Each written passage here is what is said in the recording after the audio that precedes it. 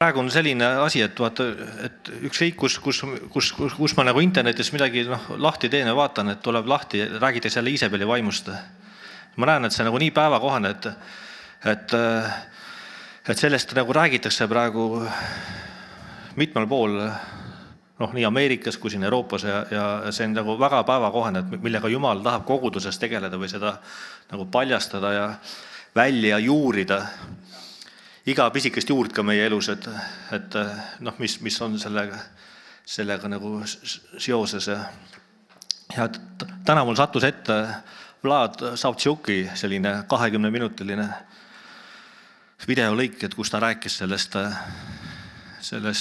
Iisabeli vaimust, et selle ta pani üles mingi nädal aega tagasi. Ja ma loeksin ette selle, et ma natukene kohandasin ümber seda ja et ta ei ole päris üks ühele, et on natuke enda osa ka sees siin, aga muidu see valdavalt on selle Vladi nagu need mõtted, mis ta rääkis. Et Iisabeli vaimust ilmselt paljud teist on kogenud erinevatel aegadel, et midagi on kogudusest korrast ära. Vahel ei teagi, mis täpselt valesti on, aga seda on atmosfääris tunda. Et see meeleparandus, mida inimesed seal teevad, on nagu mürgine. Nii nagu näilised teevad, aga seal on väga halb maik juures ja on nagu näiline. Kuidas ära tunda, et Iisabel on koguduses tegutsemas? Siin räägime manipuleerimise, kontrolli, hirmutamise ja võlts autoriteedi vaimust, et millega Jeesus ise ilmutuse raamatus silmitsi seisis, et ilmutuse 2. peatükis. See sõnum ei ole sulle selleks, et sa peaksid oma pastorit Iisabeliks sildistama ainult sellepärast, et sa oled tema peale solvunud või kibestanud. Et siin tuleb igal ühel katsuda läbi, et vahel me peame võib-olla kellelegi, et Iisabeli vaim just sellepärast, et meil endal on mingi viim tema vastu, et siis me ei suuda nagu anda objektiivset hinnangut.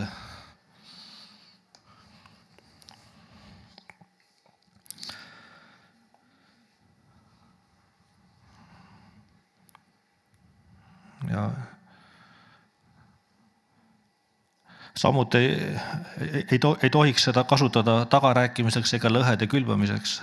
See on selleks, et tuua vahet tegemise oskuse vabanemine selleks, et taastada puhtus Jumala kojas. 3 märki, mis viitavad sellele, et kogudust juhib Iisabeli vaim.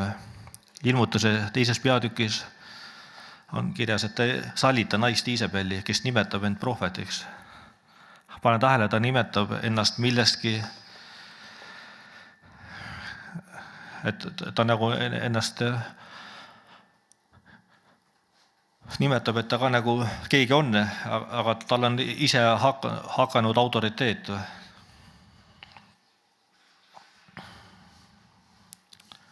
Ja kui kogudus teda talub, on see probleem. Pühakirjas seostatakse Iisabeli kontrolli, manipuleerimise, võrgutamise, hirmutamise ja ka prohvetliku hääle tapmisega. See on vaim, mis vihkab vastutust ja kardab tõele vastu astumist.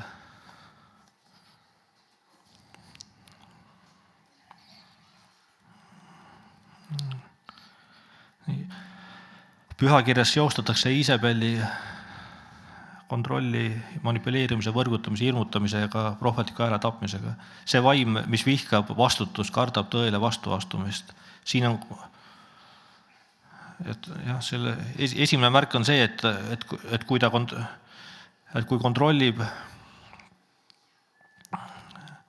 kontroll on maskeerunud hoolivuseks,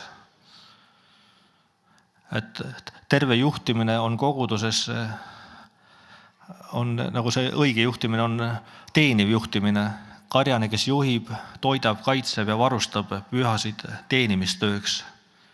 Iisabeli juhitavas kirikus saab juhtimises kontroll, aga see maskeerub hoolivuseks.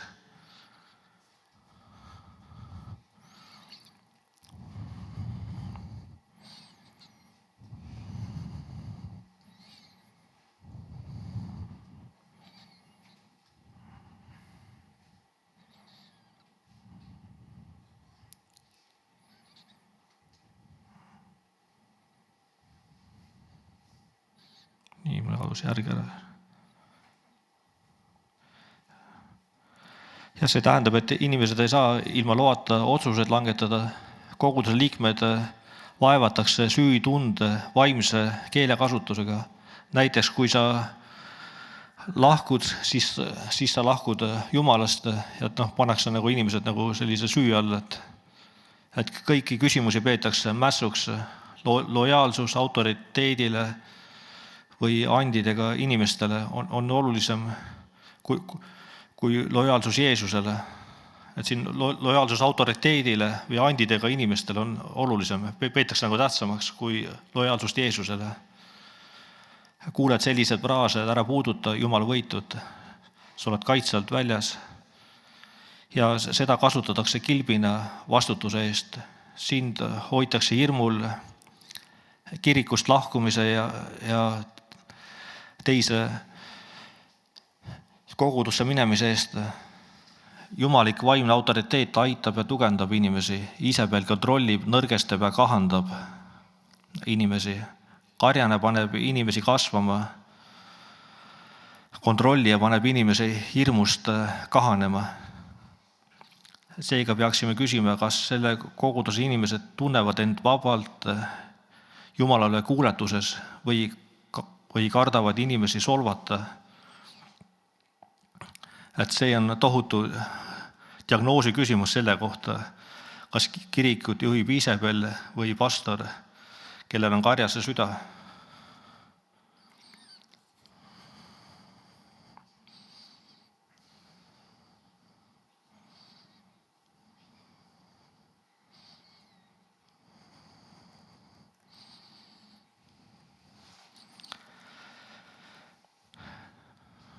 Teine märk on see, et kõik vaimne on püha, aga tõde on ohtlik.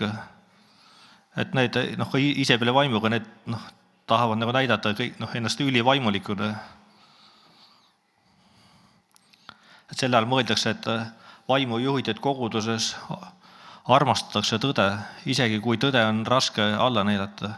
Meelepärandust peetakse normaalseks, selle üle rõõmustatakse.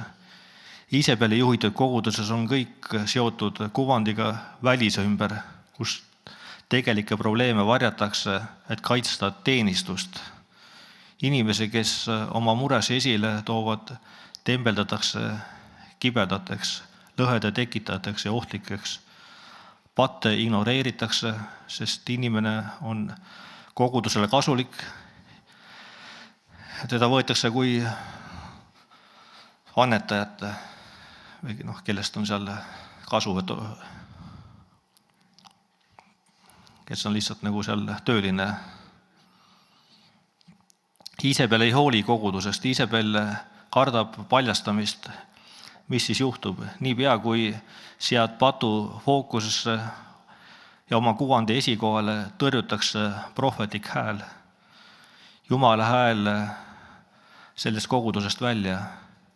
Eestpalvetajad, palvesõdalased jäävad vaikseks. Igaüht, kellel on eristamisvõime, igat üht, kes on seotud tõelise Jumalaga, koheldakse kui probleemi. Siin ka küsimus, kui keegi räägib selles koguduses alandlikult tõtt, kas juhid uurivad teda ausalt või kohe ründavad teda, et vältida probleemi käsitlemist. Et seda olen küll kogenud, et seal, kus on see Iisabeli vaim tegev, et seal nagu, et kus juhid on ka Iisabeli vaimu mõju all, et seal kohe nagu viiakse need jututeemad teisele teemale, et ei taheta selle probleemidega tegeleda või asju parandada. See on kuidagi nii tuttav.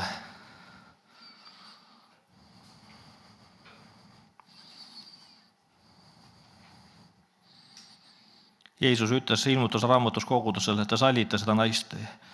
Iisabeli strateegia on lihtne, kui ta suudab sõnumitoojat diskrediteerida, siis sõnumil ei ole temaga mingit pistmist, mis iganes probleem tal ka ei oleks. Ja nii toimub alati sõnumite diskrediteerimine. Seda tegi Iisabel ka Vanas Testamendis, püüdis Jumala sõnumitoojaid tappa. Miks? Sest nad paljastavad teda. Tema jaoks on kõik seotud välise kuvandiga. Oluline, et me elaksime Issanda jaoks, õiguse ja pühaduse jaoks, et me ei varjaks asju, millega on vaja tegeleda. Paastuksime, palvetaksime, ei otsiks kiitust ja oleksime alandlikud Issanda ees.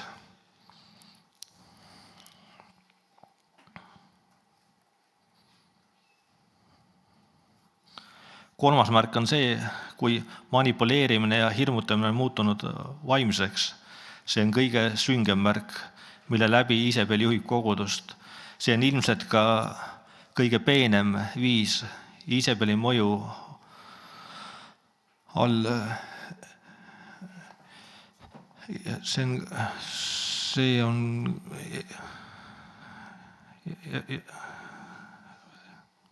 See on ka kõige süngem märk, mis läbi kogudust ja see on ilmselt ka kõige peenem viis. Iisabeli mõju all kirikus paneb inimesi tegutsema hirm. Seal on pidev süütunne ja ähvardused. Ja miks inimesed selle ohvriks langevad? Sest hirmutamine muutub vaimseks. See näeb välja selline, kui sa seda ei tee, mõistab Jumal sinu üle kohut. Ja kui sa mulle ei allu, siis oled sa mässaja. Jumal ütles, et sa peaksid tegema neid asju ja olema selles teenistuses. Et ta nagu jagavad neid prohvetliku sõna ja nad panevad inimesi manipuleerides nagu oma tahet täitma. Ja see nagu selline, nad avaldavad niimoodi ka sellist vaimulikku survet või panevad nagu neile hirmutavad Jumala kohtuga neid.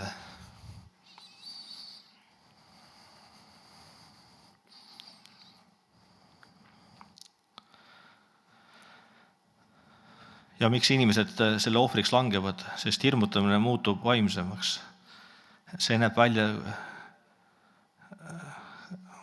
selline, kui sa seda ei tee, mõistab Jumal sinu üle kohut ja kui sa mulle allu, oled sa mässa. Ja Jumal ütles mulle, et sa peaksid tegema neid asju ja olema selles teenistuses.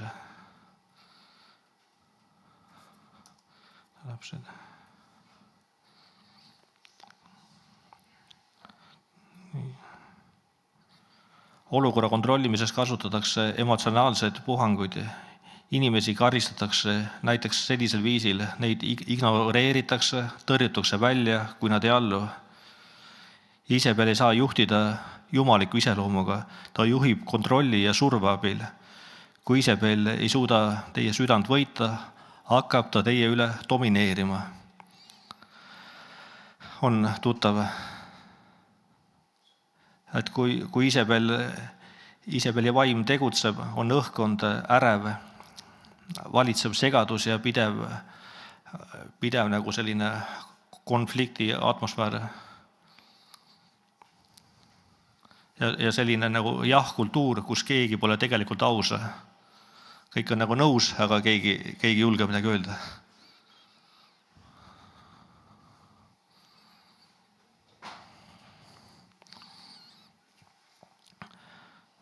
Et kus ei julgeta oma tõelist arvamust väljendada, seal on ebamugavustunne, haavatus. Selleks, et Iisabel saaks kogudust juhtida, vajab see Ahabi taolist juhti, passiivset, konflikte vältivat, manipuleerivat. Sest vastasseis on liiga ebamugav. Iisabel ei saa olla edukas ilma Ahabita. Iisabeli kontroll on võimalik tänu Ahabi sallivusele. See ongi, millest Jeesus nagu ütles, et te sallite. Pidage meeles, kellega Jeesus ilmutusraamatus silmitsi seisis, tegelikult mitte Iisabeliga, vaid konflikte vältivate passiivsete juhtidega, Ahabi taoliste juhtidega, kes seda lubasid, kes olid liiga hirmul, sest positsioon oli Iisabeli käes.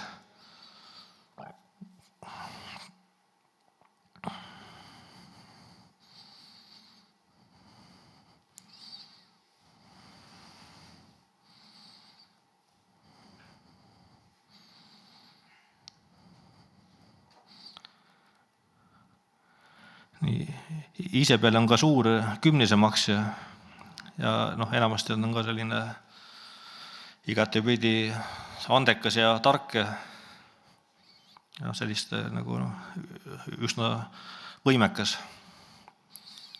Pastorina, kui sa näed, et kirikus on asjad valesti, mis tuleks korda ajada, aga sa kardad, hirm tuleb sisse, seal on Iisabeli vaim, mis tahab kontrollida.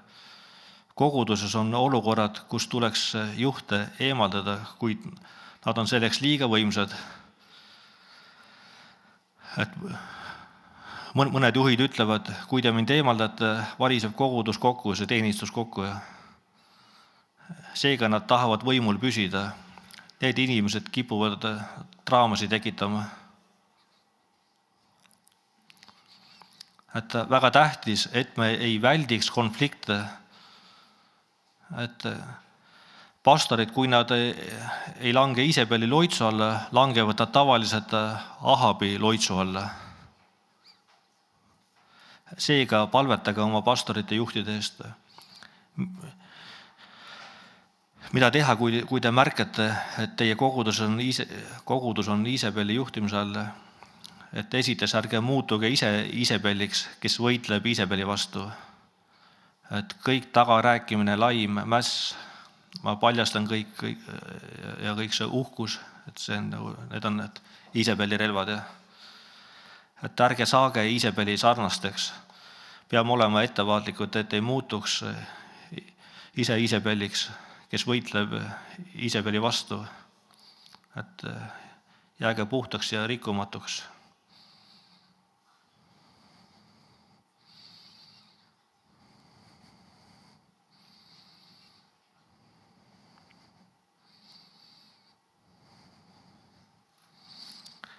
Teiseks peate palvetama julguse eest ja paluma otsustusvõimet. Tuleb paluda, mis on minu roll, mida mind tegema kutsutakse.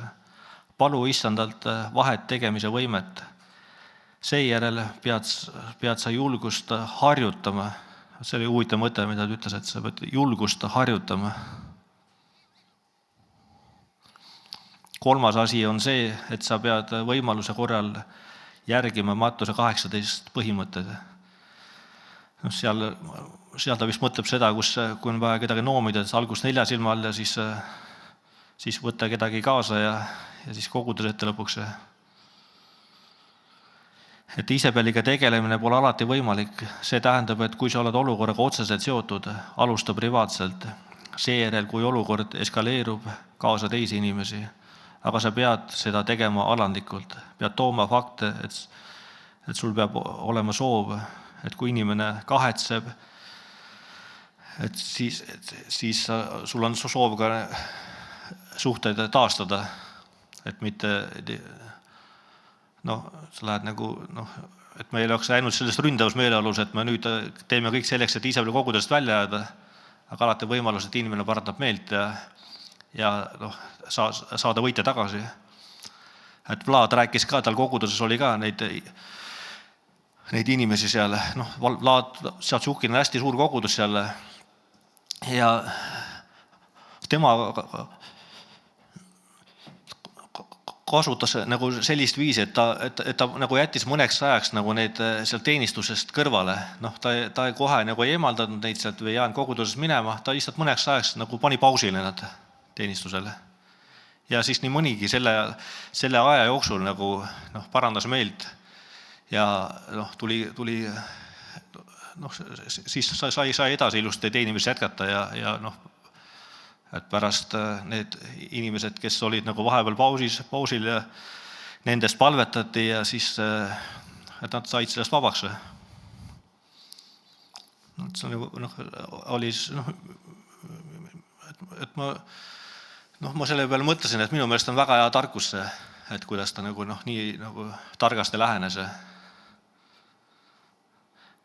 Enamasti, mis me näeme, et kui meil on mingi probleem või isegi ka Iisabel, et kui me kõige tavaliselt on see, et me üldse midagi ei tee või on nagu selline Ahabi reaktsioon või teine reaktsioon, et kui me nüüd siis nagu paljastame, hakkame võitlema, aga siis me paneme nagu samade relvadega nagu Iisabel ajame sealt kogudusest minema ja siis me rohkem teda näha ei taha enam, et enam ei palveta ka, et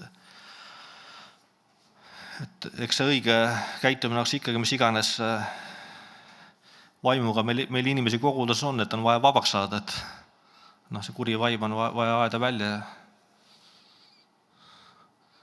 ja teinekord on vaja aega lihtsalt, et oodata ja palvetada ja ka paastuda ja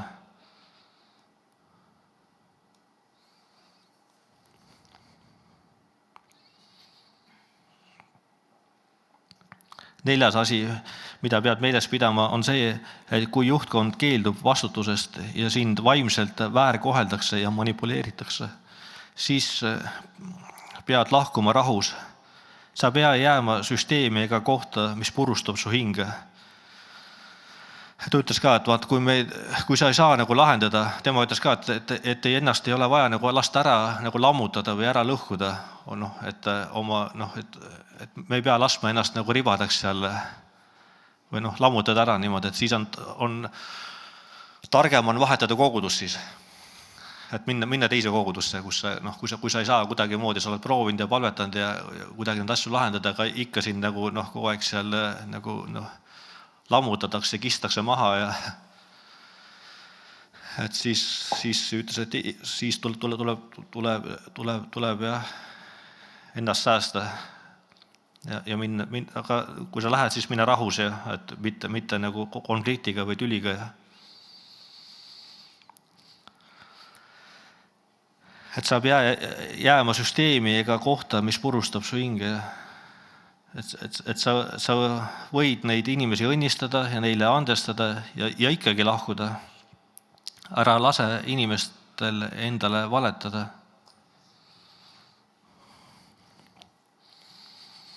Et nüüd tuleb su ellu needus, kuna sa lahkud kogudusest. Et kogudus ei ole mingisugune kartell. Sa võid kogudusest lahkuda ja teise kogudusse minna ja sa oled ikkagi osa Jumala perekonnast.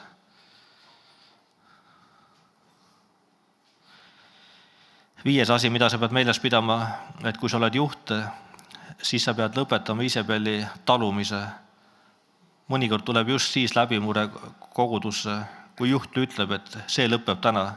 Et ma võtan otsuse nüüd, et siit ma nüüd enam ei luba sellel olukorral jätkuda. Ja lõpetuseks siis palu Jumalat puhas süda, palveta koguduse ja juhtkonna eest, seisa alati tõe eest armastusega ja julgusega. Et siis on need, kes on pastorid või juhid, et siis ära ehita maja, kus inimesed sind kardavad, ehita maja, kus inimesed kardavad Issandat. Et Jeesus tuleb tagasi pruudi järgi, mitte manipuleeritud organisatsiooni järgi, vaid puhta ja püha koguduse järgi. Sellised laadi mõtted. Ma ei tea, kas ma jõuan korra lugeda siit kohe järgi, ega neid vist ei ole loetud, vaata, hiljuti Rick Soiner jagas ka 14 punkti, vaata, et kuidas ära tunda Iisabeli vaimu ja et need on natukene sellest on natukene teises võtmes siin ja põhimõte on kõik sama. Et see on ka selline hästi hiljutine asi, mida Rick Soiner jagas. Et siin on, kuidas Iisabeli vaim sisse saab ja et Iisabeli vaim saab tavaliselt sisse siis, kui on rõhumine või väärkohtlemine ja selle järgi inimesed muutuvad kibestunuteks ja mässajateks. Et me peame meeles pidama, et Jumal tunneb kaasa rõhututele. Et tal oli ilmutas raamatus isegi Iisabeli vastu kaastunne, andes talle aega meelt parandada. Aga kahjuks öeldi, et aga ta ei tahtnud. Ilmutase 2.21 samas noomis ka selle kiriku siis juhte või selle koguduse juhte, et tema sallimise eest. Et me peame tundma kaasa kõigile patuste vastu, aga me ei tohi sallida nende pattu. Et need, kellel on Iisabeli vaim, liituvad peaaegu alati sellise võitud kogudusega, kus on selline mis on elavad kogudused. Sinna nad kohale ilmuvad. Sinna ennast kohale nagu sisse sätivad.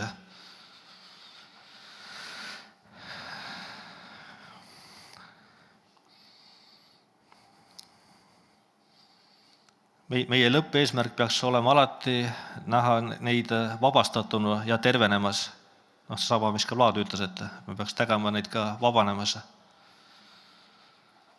Aga kui nad oma tegudest meelt ei paranda, tuleb nad eemaldada või nad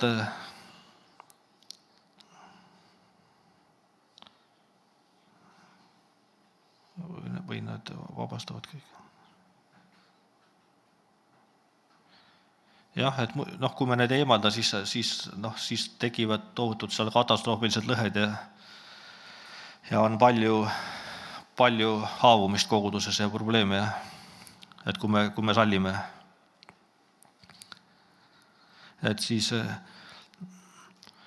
esimeseks peame määrama Iisabeli vaimu, selle vaimuga seostatakse tavaliselt järgmisi omadusi. Siis on need 14 omadust. Iisabeli vaimuga inimesed esiteks tunnistavad pidevalt endast oma prohveteerikute kaudu. Et teiseks otsivad sageli pidevalt tunnustust ja nad õitsevad, kui neist räägitakse sealt koguduste, pastorite, jutustajate poolt. Võivad solvuda ja eemaldada, kui neist ei räägita või välja tehta. Püüavad juhtidega lähedaseks saada, tavaliselt meelituste või suurte prohveteeringute kaudu. Nad tulevad ligi ja prohveteerivad taolisi asju. On ka meil üsna tuttav siin aja jooksul. Tahavad arva olla autoriteediks ise, kuid püüavad olla trooni taga olev jõud. Tõmbavad tavaliselt ligi kiriku nõrgimad liikmed ja hakkavad neid meelituste või suurte ennustustega vaimselt orjama. See oli 5. ja siis 6. kasutavad oma vaimsed neid, keda nad on orjastanud, laimu rahulolematuse ja lõhede levitamiseks. Et nad kaasavad selle lõhede tekitamise ka teisi koguduses. Püüavad sageli olla kosjasobitajad ja seejärel püüavad kontrollida loodud suhted. On selline, need asjad on nagu nii tuttavad. Ja 8. Neil on enamasti nõrgad abikaasad, nagu Ahab, kuid nad kuulutavad neid väga tugevateks, vaimseteks ja väga andekateks.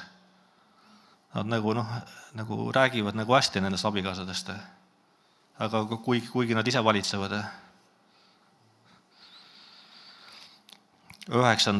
varastavad teistelt prohveteeringuid, et end paremana näidata. Ja 10. tunnevad end tavaliselt tagakiusatuna. Ja 11.